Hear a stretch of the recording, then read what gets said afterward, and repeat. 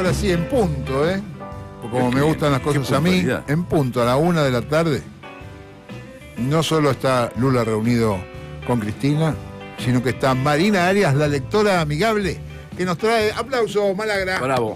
Muchísimas gracias. Somos poquitos, que nos trae cachos, cosas, literatura, novelas, autores argentinos y autoras argentinas.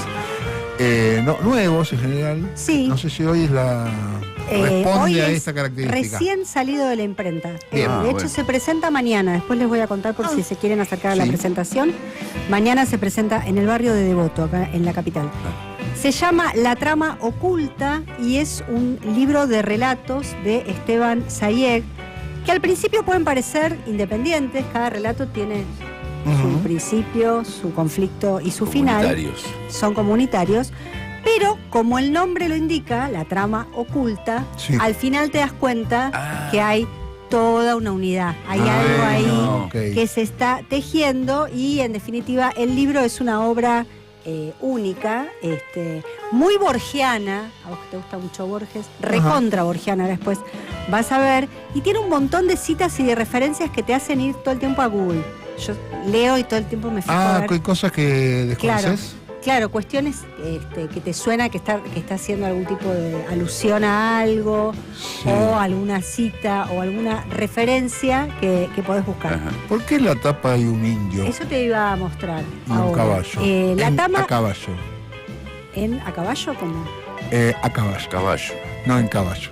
Bueno, hay un indio a caballo o en caballo. Porque son todos los relatos tienen que ver mucho con la cuestión de la civilización y la barbarie. De hecho, la tapa que están viendo ahí, pero yo además les quería mostrar esta hoja guarda, que es esta hojita que tiene dibujitos. ¿Vieron que eran unos libros? Bueno, esta hoja guarda es de un cuadro que a vos te gusta mucho, repetido en chiquitito varias veces, que es La Vuelta del Malón, el famoso cuadro de Ángel de la Valle, pintado en 1892 para la Exposición Universal de Chicago. Y ahí está, ¿no? Y tiene mucho que ver con eso, porque en el libro aparecen desde la fundación de Buenos Aires a cargo de Mendoza, la campaña del desierto, mejor dicho, la conquista del desierto. Aparece la cuestión de la zanja de Alsina, cuando hacen la zanja de Alsina. Están los fortines, pero también viene bastante más acá y hasta hay algún relato vinculado a los exilios. Hay un montonero después del 76, de 1976, en Montevideo. Por eso es todo de la trama oculta. Hay algo ahí que va por debajo todo el tiempo, vinculando las cosas que se van contando. Yo pensé que era no ficción de sucesos argentinos históricos, como si Sayeg hubiera puesto carnadura, haberle puesto como humanidad a cosas que leímos como hechos históricos, ¿no? Sí. Y que detrás había como mucha investigación, porque lo que te muestra es como la historia argentina sin el bronce, como en la cotidiana.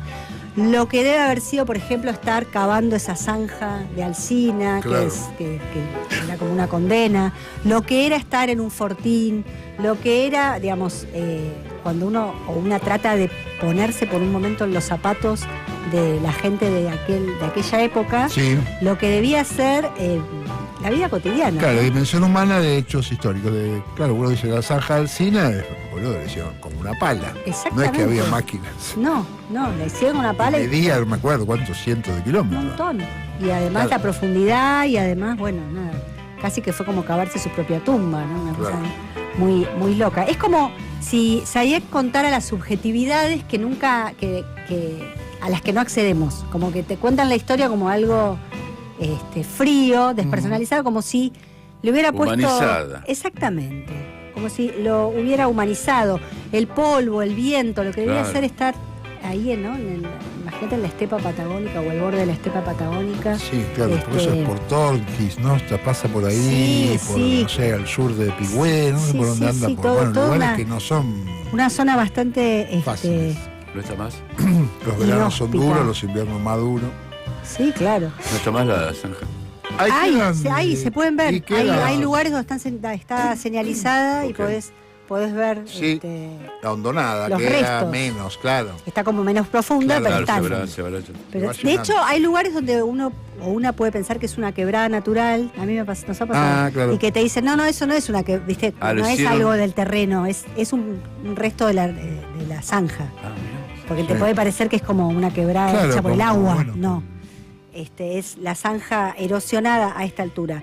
Bueno, les decía que cuando llegas al final, te das cuenta que todo está vinculado, porque parece estar escrito por un tal Santiago de Estrada, que yo lo busqué en internet, y Santiago de Estrada existió verdaderamente y escribió un libro sobre Santos Pérez, el asesino de Quiroga, ubican el que le mató a Quiroga en Barranca Claro, Yaco. Santos Pérez.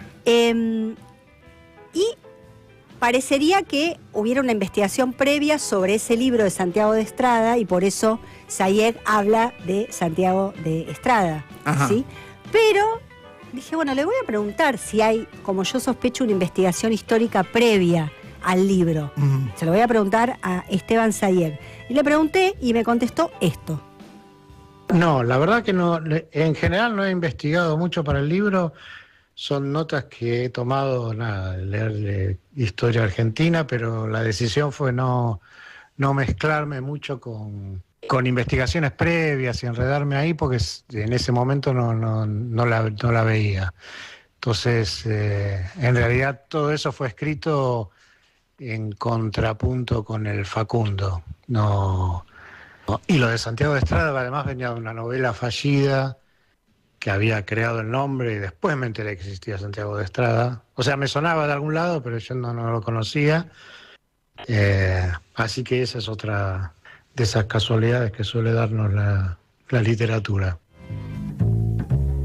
Bueno, yo les decía que hay muchas cosas Sí. borgianas. Primera cuestión que a Sayeg le sonaba Estrada, como nos suena a todos, es un apellido desde los manuales Del Estrada manual, claro. hasta las hojas, creo que hay una mar de hojas Estrada también. También. Los Estrada son una familia Los que Estrada, atraviesa hubo- nuestra historia, tiene que ver con la Pero hay fundación. funcionario, ¿no? Había Un funcionario director del en Colegio 90 Nacional. acá en la ciudad de Buenos Sí, Aires. claro, y esos son todos Claro. descendientes.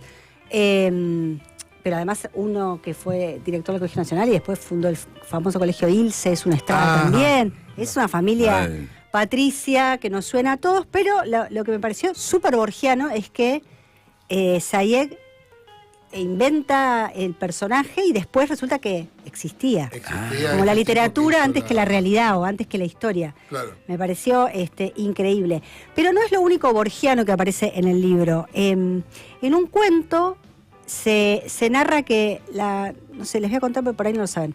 Hay una famosa escena de Nietzsche el filósofo Sí. alemán, que cuando se volvió loco, saben que Nietzsche terminó loco Sí, bueno. a causa de que además tenía sífilis. Pero cuando se brotó, cuando enloqueció, por decirlo de alguna manera, fue en 1889 por las calles de Turín, en Italia, ve a un cochero pegándole a un caballo y abraza al caballo, se pone a llorar y es como que se quiebra. Hay muchas interpretaciones sobre lo simbólico de ese quiebre y sobre, bueno, que no es solamente que se volvió loco, sino como toda una lectura más filosófica de eso que le ocurrió a Nietzsche, que al oído le dijo al caballo, parece ser, madre, soy tonto. Después de eso lo internaron y no habló más Nietzsche. Después de eso, a los 10 años, o sea, permaneció Mirá vos. internado Ajá. y murió. Sí. Cada vez más Más deteriorado. mal, sí. Sí, pero no volvió a comunicarse. Madre, soy tonto. Madre, soy tonto. Mira, podría ser una frase de Pink Floyd, Wow. ¿no? No está en madre. Madre, no. No exactamente. Qué algo fuerte, así. me da mucha impresión. Sí, es fuerte, pero lo que también es increíble y fuerte es que en un cuento de Sayeg lo que cuenta es que esa escena del caballo, de alguien abrazando un caballo y quebrándose, Sí. ya estaba en Crimen y Castigo de Dostoyevsky, que es del 1866, en la que Raskolnikov, que es el protagonista de Crimen y Castigo, tiene un sueño en el que hay un caballo que está siendo golpeado y hay un niño que lo abraza, intenta No. protegerlo y lo besa. Entonces, no. decís, wow, Qué es bárbaro. anterior, es del 66. Entonces, Nietzsche sabía de eso, o el eterno retorno se ocurrió efectivamente, ¿no? Como sin que se diera cuenta, el autor mismo, el creador de la cuestión del eterno retorno, ¿no? Sí. Y ahí la segunda cuestión borgiana del libro. Bueno, los relatos son casi todos muy breves, salvo uno que es mucho más largo, que se llama Recuerdos de General Lezama, y que yo amé, y podría ser una novela. Es un relato, como a mí me gusta decir, de provincias, en la mejor tradición de Haroldo Conti, de Miguel Briante. ¿Vieron cuando yo traigo esas literaturas bonaerenses donde hay algo de la cuestión del pueblo y lo rural, ¿no? Sí.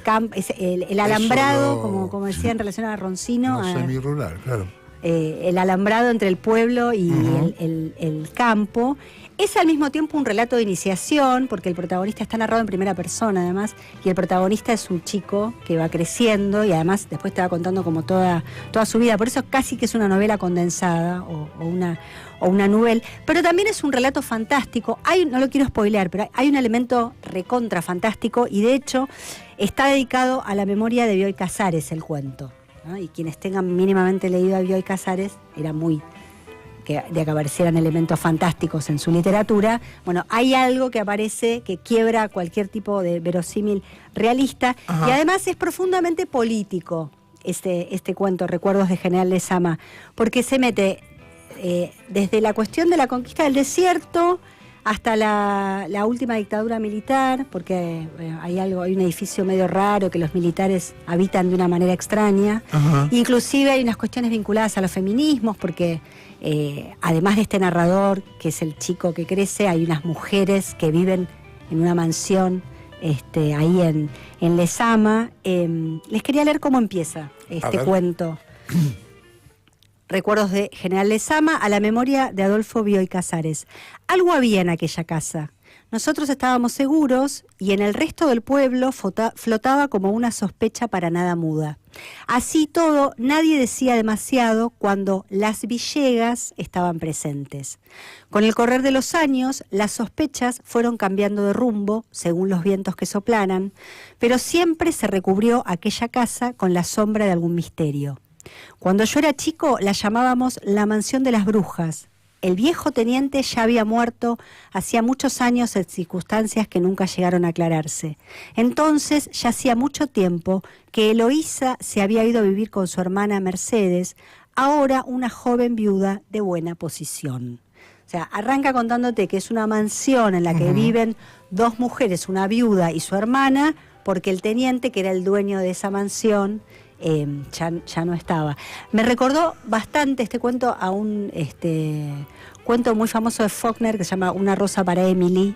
Me súper recordó a ese cuento y de hecho después charlando con Esteban Sayek me dijo que sí, que él también amaba ese cuento. Ajá. Que por ahí había algo resonando. Pero lo que me intrigó mucho fue si esa mansión de Lezama existirá de verdad, porque Lezama es cerca de Mar del Plata, perdón. Es camino a Mar del Plata, pero ahora van a ver cuando. Porque creo que por única vez le hice 2 preguntas a Sayek. En realidad, porque me contó en el audio largo algo que me pareció súper interesante, que es lo que les voy a hacer escuchar ahora. Entonces dije, bueno, voy a llevar 2 audios esta vez. Ok. Porque a raíz de esto de si la mansión existiría de verdad, porque da la sensación de que es un recuerdo de infancia de él, ¿no? Cuando uno sentís que hay marcas biográficas en esto que cuenta de la infancia y de la casa. Dije, ¿esta casa existirá? Así que, bueno, le pregunté si tenía rastros biográficos el cuento, y Esteban Sayek me contestó esto. No sé, con ese cuento, con Lezama pasó algo raro, que fue que soñé todo el comienzo, pero no la escena, soñé el texto. Así que me senté a escribirlo y creo que ni lo pensé. Después hubo correcciones y todo, pero creo que en 2 sentadas lo terminé. Pero tenía el texto del comienzo, un comienzo largo. A la mañana después que lo soñé, que además era cómo murió Bioy, por eso está dedicado a Bioy, lo tiré de una, así que no lo pensé. Es un cuento no pensado. Lezama, por otra parte, es un paralelo del Lezama que existe, no está ni siquiera en la misma ubicación que el Lezama que que conocemos. Tercer elemento misterioso. No es Lezama. No es Lezama, no tiene nada de biográfico. ¿Viste que mirá, les estoy mostrando cuánto mide, es un cuento larguísimo. Es un cuento muy largo. Sí. Es casi un tercio del libro. Sí. Y lo que dice es que lo soñó la noche que murió Bioy Casares. Claro, Me resultó completamente tremendo. Impresionante. Bueno, Sí. es espectacular La trama oculta, de verdad, me encantó. Les prometí que les iba a... Bueno, se consigue en librerías, pero además mañana se presenta, si quieren escucharlo a Sayeg hablando del libro, se presenta mañana en Devoto a las 7 de la tarde en Lo de Emilio, que es en la calle Navarro 3277. Va ahí a estar Sayeg hablando de La trama oculta. ¿Les gustó? Me encantó. Muy bueno. Léanlo. Muchísimas gracias. No, por favor. Gracias. Marina Gracias a Arias, ustedes. la lectora amigable, hoy con Esteban Sayeg y La trama oculta, recién salido de las ¿cómo se dice? Imprentas. Imprentas.